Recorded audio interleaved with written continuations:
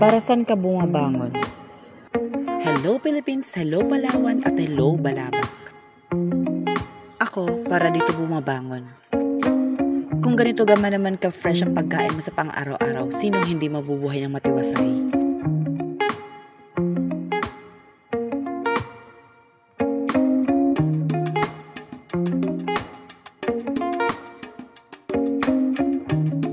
Bilang taga-isla, mas pinili kong mabuhay dito. Payapa ang magiging buhay mo dito. Malayo sa maraming problema, gigising kang naaayon sa gusto mo, at kakain ka kung kailan mo gusto. And also, kung gusto mo ng water activity, pumunta ka lang sa tabing dagat. Then you can have your choice kung anong gusto mo. Tulad ng mga bata na yan, masaya sa kanilang routine.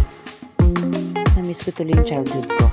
At habang naglalakad sa baybay dagat, nakita ko yung pamangkin ko na naglilinis ng isda. At sa bandang roon, nakita ko yung ate ko sa bangka na may maraming shells. Bigay lang pala ng uncle ko na taga-Lindagong, Balabak, Palawan. Dito lang din yun sa amin.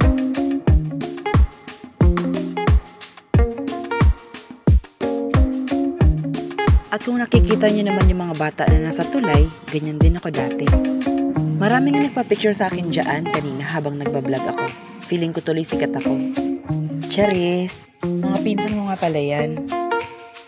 At yung iba dyan, mga kapitbahay ko. Mahihain yung mga batang yan. Pero soon or later, mabuboost yung confidence nila. At habang palakad-lakad dyan, naisip ko tuloy na sobrang blessed namin.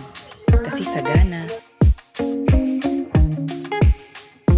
Sa pagkain, sa tubig, at sa mga mababait na tao. Dito nga pala sa isla na to, hindi ka magagastusan. Pumalaot ka lang, then may makukuha ka ng shells. Mga whale ka lang, may mauulam ka na. Hindi mo kailangan gumastos ng malaking pera.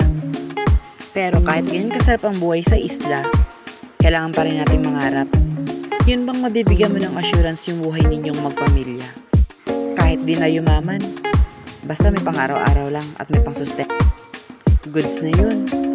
Sa buhay, kailangan mo lang matutong makontento at maging masaya. So yun lang. Thank you for watching. Until the next video again.